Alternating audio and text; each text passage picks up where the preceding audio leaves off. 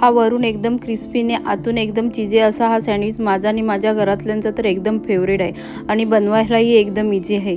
त्यासाठी मी बटाटा उकडून घेतला होता, कांदा आणि मिरची बारीक कापून घेतली होती। माझी जरा बनवायची पद्धत वेगळी आहे। मी ही कढईमध्ये तेल, कांदा, मिरची, बटाटा आणि कोथिंबीर टाकून परतून घेतली होती। तुम्ही डायरेक्ट हे टाकू शकता। पॅनवरती बटर टाकून ब्रेडची एक साईड भाजून घेतली।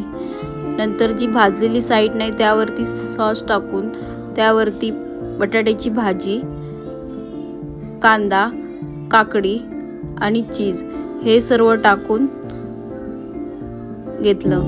नंतर परत पॅनवरती बटर टाकून सँडविचला चांगलं भाजून घेतलं। मी तर हप्त्यातून ही रेसिपी एकदा बनवतेच आणि ही मुलांच्या टिफिनसाठी या इव्हनिंगच्या छोट्याशा बुकेसाठी तुम्ही बनवू शकता आणि खायला तर अप्रतिम लागतेच।